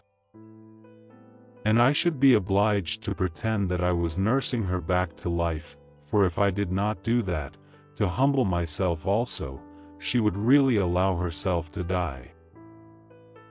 Then he went on with his reflections. I thought that I was rich, with a flower that was unique in all the world, and all I had was a common rose. A common rose, and 3 volcanoes that come up to my knees, and one of them perhaps extinct forever. That doesn't make me a very great prince. And he lay down in the grass and cried. It was then that the fox appeared. "Good morning," said the fox. "Good morning," the little prince responded politely, although when he turned around he saw nothing. "I am right here," the voice said, "under the apple tree." "Who are you?" asked the little prince, and added, "You are very pretty to look at." "I am a fox," said the fox. "Come and play with me," proposed the little prince. "I am so unhappy." "I cannot play with you," the fox said. "I am not tamed." "Ah! Please excuse me," said the little prince. But, after some thought, he added, "What does that mean, tame?" "You do not live here," said the fox. "What is it that you are looking for?" "I am looking for men," said the little prince. "What does that mean, tame?" "Men," said the fox. "They have guns, and they hunt. It is very disturbing. They also raise chickens. These are their only interests. Are you looking for chickens?" "No," said the little prince. "I am looking for friends." "What does that mean, tame?" "It is an act too often neglected," said the fox. "It means to establish ties." "To establish ties?" "Just that," said the fox. "To me, you are still nothing more than a little boy who is just like 100,000 other little boys. And I have no need of you. And you, on your part, have no need of me. To you, I am nothing more than a fox like 100,000 other foxes. But if you tame me, then we shall need each other. To me, you will be unique in all the world. To you, I shall be unique in all the world." "I am beginning to understand," said the little prince. "There is a flower. I think that she has tamed me." "It is possible," said the fox. "On the earth one sees all sorts of things." "Oh, but this is not on the earth," said the little prince. The fox seemed perplexed, and very curious. "On another planet?" "Yes." "Are there hunters on this planet?" "No." "Ah, that is interesting. Are there chickens?" "No." "Nothing is perfect," sighed the fox. But he came back to his idea. "My life is very monotonous," the fox said. "I hunt chickens, men hunt me. All the chickens are just alike, and all the men are just alike. And, in consequence, I am a little bored. But if you tame me, it will be as if the sun came to shine on my life. I shall know the sound of a step that will be different from all the others. Other steps send me hurrying back underneath the ground. Yours will call me, like music, out of my burrow. And then look, you see the grain fields down yonder? I do not eat bread. Wheat is of no use to me. The wheat fields have nothing to say to me. And that is sad. But you have hair that is the color of gold. Think how wonderful that will be when you have tamed me. The grain, which is also golden, will bring me back the thought of you. And I shall love to listen to the wind in the wheat. The fox gazed at the little prince for a long time. Please, tame me, he said. I want to, very much, the little prince replied.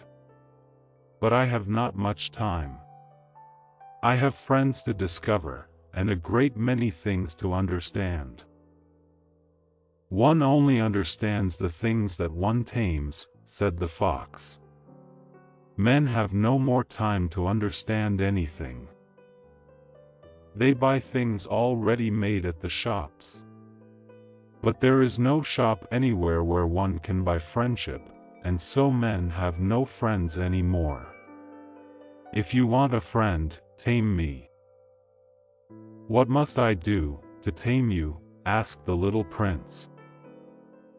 You must be very patient, replied the fox. First you will sit down at a little distance from me, like that, in the grass. I shall look at you out of the corner of my eye, and you will say nothing. Words are the source of misunderstandings. But you will sit a little closer to me, every day. The next day the little prince came back. It would have been better to come back at the same hour, said the fox. If, for example, you come at 4 o'clock in the afternoon, then at 3 o'clock I shall begin to be happy. I shall feel happier and happier as the hour advances.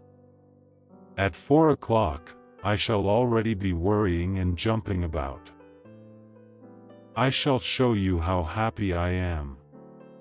But if you come at just any time, I shall never know at what hour my heart is to be ready to greet you. One must observe the proper rites. What is a rite? Asked the little prince. Those also are actions too often neglected, said the fox. They are what make one day different from other days, 1 hour from other hours. There is a rite, for example, among my hunters. Every Thursday they dance with the village girls. So Thursday is a wonderful day for me. I can take a walk as far as the vineyards. But if the hunters danced at just any time, every day would be like every other day, and I should never have any vacation at all. So the little prince tamed the fox. And when the hour of his departure drew near, "Ah," said the fox, "I shall cry." "It is your own fault," said the little prince. "I never wished you any sort of harm, but you wanted me to tame you." "Yes, that is so," said the fox. "But now you are going to cry," said the little prince. "Yes, that is so," said the fox. "Then it has done you no good at all." "It has done me good," said the fox, "because of the color of the wheat fields." And then he added, "Go and look again at the roses. You will understand now that yours is unique in all the world. Then come back to say goodbye to me, and I will make you a present of a secret." The little prince went away, to look again at the roses. "You are not at all like my rose," he said. "As yet you are nothing. No one has tamed you, and you have tamed no one. You are like my fox when I first knew him. He was only a fox like 100,000 other foxes. But I have made him my friend, and now he is unique in all the world." And the roses were very much embarrassed. "You are beautiful, but you are empty," he went on. "One could not die for you. To be sure, an ordinary passerby would think that my rose looked just like you, the rose that belongs to me. But in herself alone she is more important than all the hundreds of you other roses. Because it is she that I have watered. Because it is she that I have put under the glass globe. Because it is she that I have sheltered behind the screen. Because it is for her that I have killed the caterpillars, except the 2 or 3 that we saved to become butterflies. Because it is she that I have listened to, when she grumbled, or boasted, or even sometimes when she said nothing. Because she is my rose." And he went back to meet the fox. "Goodbye," he said. "Goodbye," said the fox. "And now here is my secret, a very simple secret. It is only with the heart that one can see rightly. What is essential is invisible to the eye. What is essential is invisible to the eye," the little prince repeated, so that he would be sure to remember. "It is the time you have wasted for your rose that makes your rose so important." "It is the time I have wasted for my rose," said the little prince, so that he would be sure to remember. "Men have forgotten this truth," said the fox. "But you must not forget it. You become responsible, forever, for what you have tamed. You are responsible for your rose." "I am responsible for my rose," the little prince repeated, so that he would be sure to remember. "Good morning," said the little prince. "Good morning," said the railway switchman. "What do you do here?" the little prince asked. "I sort out travelers, in bundles of 1,000, said the switchman. "I send off the trains that carry them, now to the right, now to the left." And a brilliantly lighted express train shook the switchman's cabin as it rushed by with a roar like thunder. "They are in a great hurry," said the little prince. "What are they looking for?" "Not even the locomotive engineer knows that," said the switchman. And a second brilliantly lighted express thundered by, in the opposite direction. "Are they coming back already?" demanded the little prince. "These are not the same ones," said the switchman. "It is an exchange." "Were they not satisfied where they were?" asked the little prince. "No one is ever satisfied where he is," said the switchman. And they heard the roaring thunder of a third brilliantly lighted express. "Are they pursuing the first travelers?" demanded the little prince. "They are pursuing nothing at all," said the switchman. "They are asleep in there, or if they are not asleep they are yawning. Only the children are flattening their noses against the window panes." "Only the children know what they are looking for," said the little prince. "They waste their time over a rag doll and it becomes very important to them, and if anybody takes it away from them, they cry." "They are lucky," the switchman said. "Good morning," said the little prince. "Good morning," said the merchant. This was a merchant who sold pills that had been invented to quench thirst. You need only swallow 1 pill a week, and you would feel no need of anything to drink. "Why are you selling those?" asked the little prince. "Because they save a tremendous amount of time," said the merchant. "Computations have been made by experts. With these pills, you save 53 minutes in every week." "And what do I do with those 53 minutes?" "Anything you like."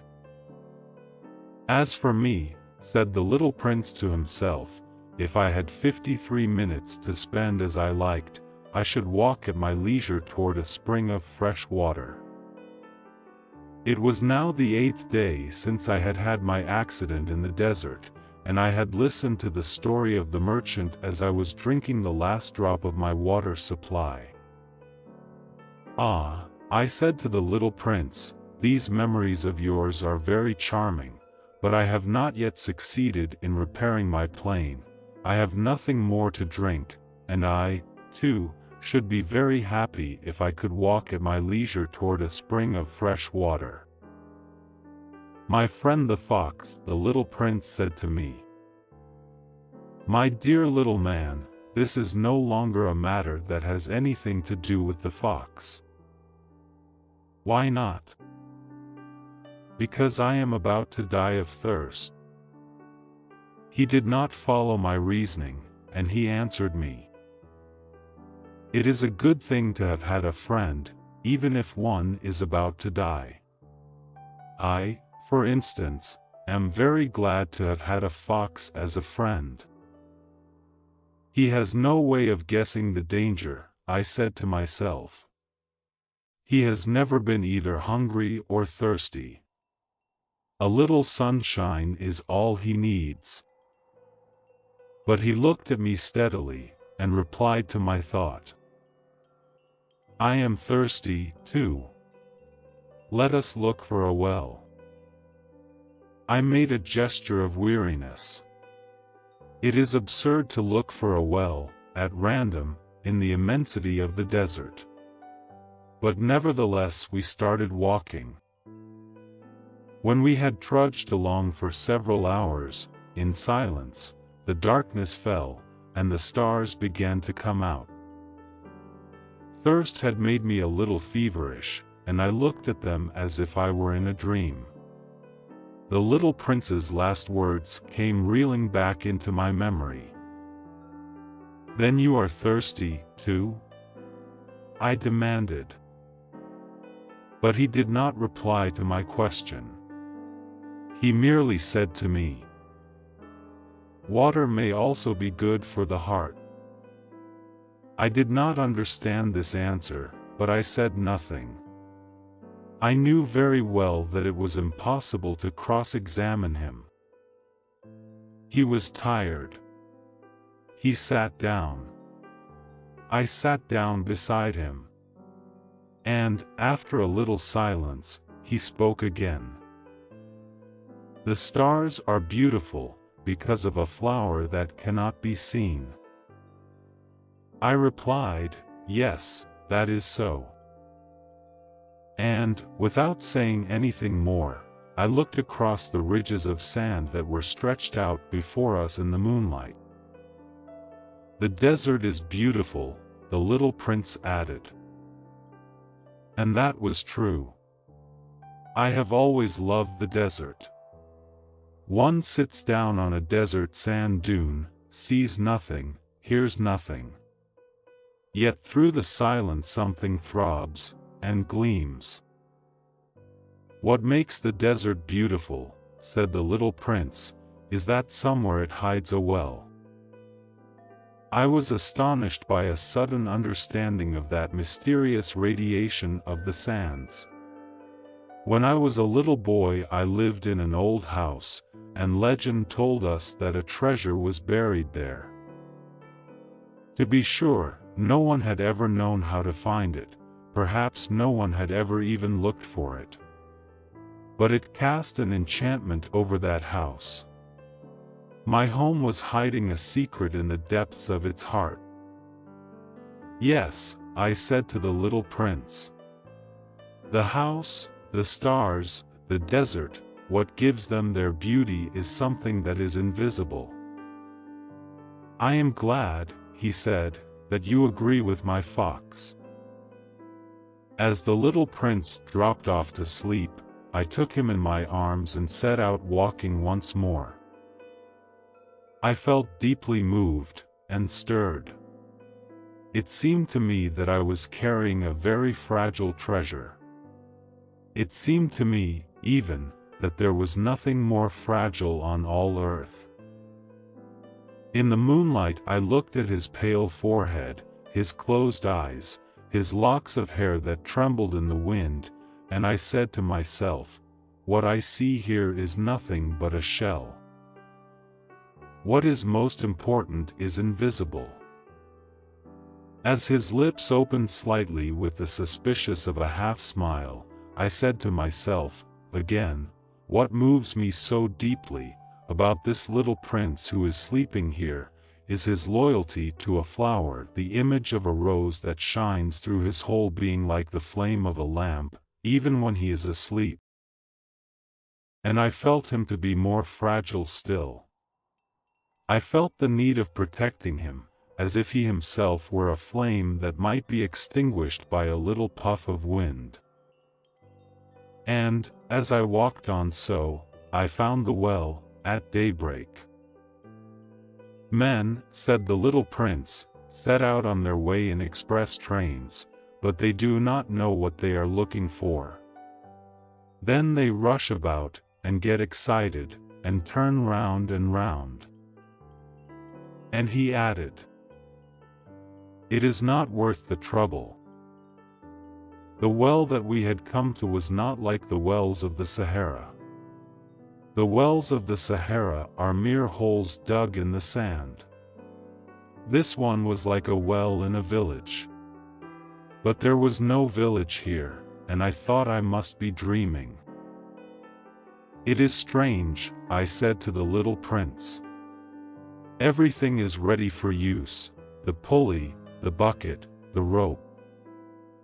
He laughed, touched the rope, and set the pulley to working. And the pulley moaned, like an old weather vane which the wind has long since forgotten. "Do you hear?" said the little prince. "We have wakened the well, and it is singing." I did not want him to tire himself with the rope. "Leave it to me," I said.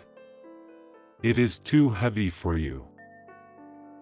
I hoisted the bucket slowly to the edge of the well and set it there, happy, tired as I was, over my achievement. The song of the pulley was still in my ears, and I could see the sunlight shimmer in the still trembling water.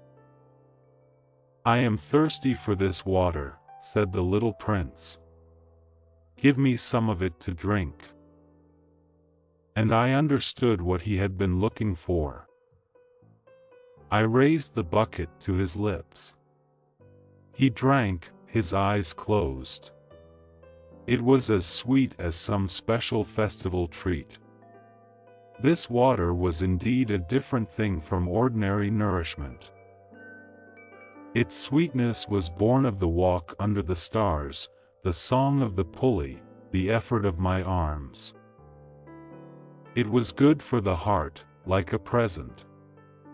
When I was a little boy, the lights of the Christmas tree, the music of the midnight mass, the tenderness of smiling faces, used to make up, so, the radiance of the gifts I received.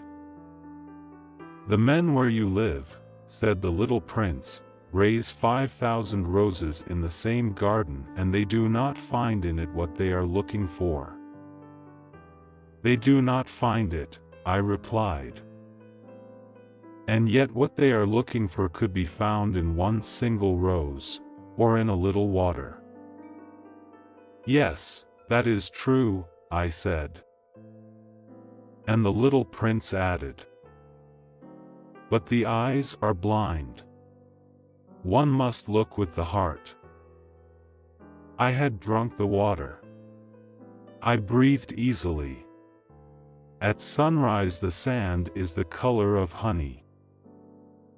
And that honey color was making me happy, too. What brought me, then, this sense of grief. "You must keep your promise," said the little prince, softly, as he sat down beside me once more. "What promise?" "You know, a muzzle for my sheep. I am responsible for this flower." I took my rough drafts of drawings out of my pocket. The little prince looked them over, and laughed as he said, "Your baobabs, they look a little like cabbages." Oh! I had been so proud of my baobabs. "Your fox, his ears look a little like horns, and they are too long." And he laughed again. "You are not fair, little prince," I said. "I don't know how to draw anything except boa constrictors from the outside and boa constrictors from the inside." "Oh, that will be all right," he said, "children understand." So then I made a pencil sketch of a muzzle. And as I gave it to him, my heart was torn. "You have plans that I do not know about," I said. But he did not answer me. He said to me, instead, "You know, my descent to the earth. Tomorrow will be its anniversary." Then, after a silence, he went on, "I came down very near here."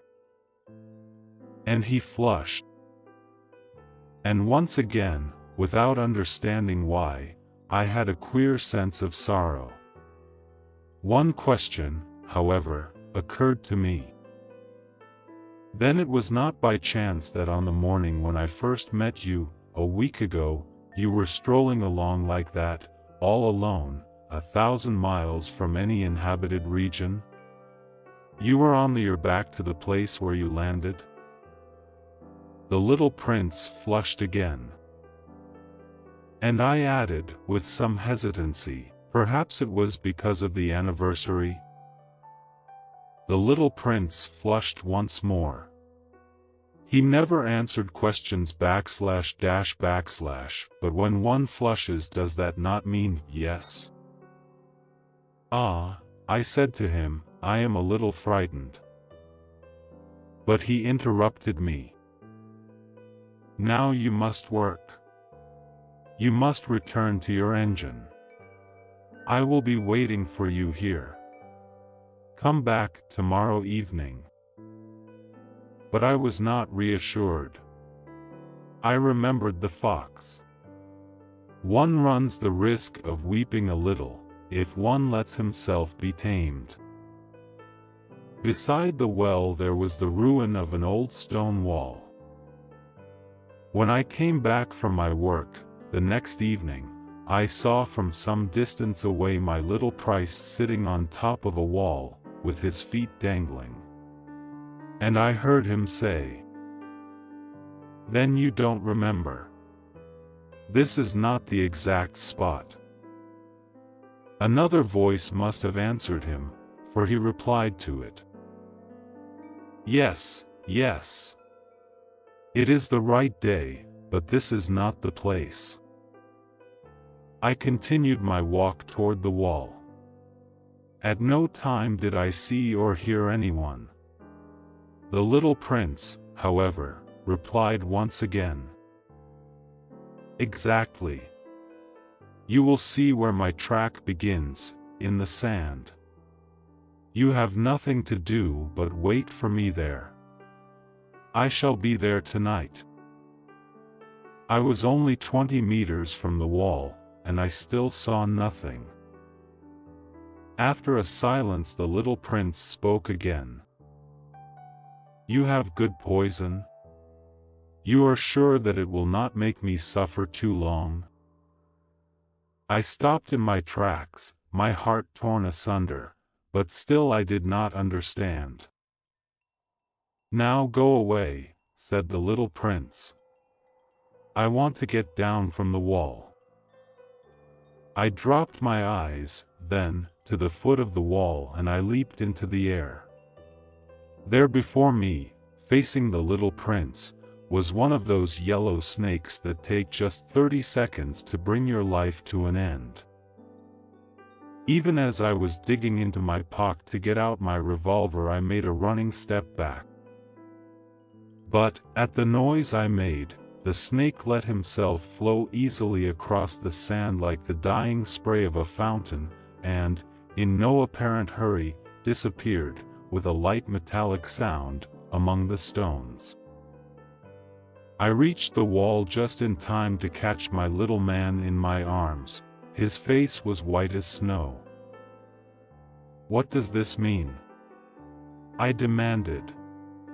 "Why are you talking with snakes?" I had loosened the golden muffler that he always wore. I had moistened his temples, and had given him some water to drink. And now I did not dare ask him any more questions. He looked at me very gravely, and put his arms around my neck. I felt his heart beating like the heart of a dying bird, shot with someone's rifle. "I am glad that you have found what was the matter with your engine," he said. "Now you can go back home." "How do you know about that?" I was just coming to tell him that my work had been successful, beyond anything that I had dared to hope. He made no answer to my question, but he added, "I, too, am going back home today." Then, sadly, "It is much farther, it is much more difficult." I realized clearly that something extraordinary was happening. I was holding him close in my arms as if he were a little child, and yet it seemed to me that he was rushing headlong toward an abyss from which I could do nothing to restrain him. His look was very serious, like someone lost far away. "I have your sheep. And I have the sheep's box. And I have the muzzle." And he gave me a sad smile. I waited a long time. I could see that he was reviving little by little. "Dear little man," I said to him, "you are afraid." He was afraid, there was no doubt about that. But he laughed lightly. "I shall be much more afraid this evening." Once again I felt myself frozen by the sense of something irreparable. And I knew that I could not bear the thought of never hearing that laughter any more. For me, it was like a spring of fresh water in the desert. "Little man," I said, "I want to hear you laugh again." But he said to me, "Tonight, it will be a year, my star, then, can be found right above the place where I came to the earth, a year ago." "Little man," I said, "tell me that it is only a bad dream / this affair of the snake, and the meeting place, and the star." But he did not answer my plea. He said to me, instead, "The thing that is important is the thing that is not seen." Yes, I know. It is just as it is with the flower. If you love a flower that lives on a star, it is sweet to look at the sky at night. All the stars are abloom with flowers. Yes, I know. It is just as it is with the water. Because of the pulley and the rope, what you gave me to drink was like music. You remember how good it was. Yes, I know. And at night you will look up at the stars. Where I live everything is so small that I cannot show you where my star is to be found. It is better, like that. My star will just be one of the stars, for you. And so you will love to watch all the stars in the heavens. They will all be your friends. And, besides, I am going to make you a present." He laughed again. "Ah, little prince, dear little prince. I love to hear that laughter.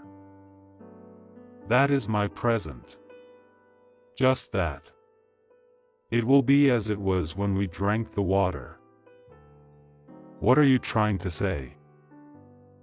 "All men have the stars," he answered, "but they are not the same things for different people.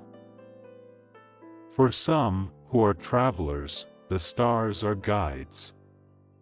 For others they are no more than little lights in the sky. For others, who are scholars, they are problems. For my businessmen they were wealth. But all these stars are silent. You alone will have the stars as no one else has them." "What are you trying to say?" "In one of the stars I shall be living. In one of them I shall be laughing. And so it will be as if all the stars were laughing. When you look at the sky at night, only you, will have stars that can laugh." And he laughed again. "And when your sorrow is comforted, time soothes all sorrows, you will be content that you have known me. You will always be my friend. You will want to laugh with me. And you will sometimes open your window, for that pleasure, and your friends will be properly astonished to see you laughing as you look up at the sky. Then you will say to them, 'Yes, the stars always make me laugh.' And they will think you are crazy. It will be a very shabby trick that I shall have played on you." And he laughed again. "It will be as if, in place of the stars, I had given you a great number of little bells that knew how to laugh." And he laughed again. Then he quickly became serious. "Tonight, do not come," said the little prince. "I shall not leave you," I said. "I shall look as if I were suffering. I shall look a little as if I were dying. It is like that. Do not come to see that. It is not worth the trouble. I shall not leave you." But he was worried. "I tell you, it is also because of the snake. He must not bite you. Snakes, they are malicious creatures. This one might bite you just for fun. I shall not leave you." But a thought came to reassure him. "It is true that they have no more poison for a second bite." That night I did not see him set out on his way. He got away from me without making a sound. When I succeeded in catching up with him, he was walking along with a quick and resolute step. He said to me merely, "Ah, you are there."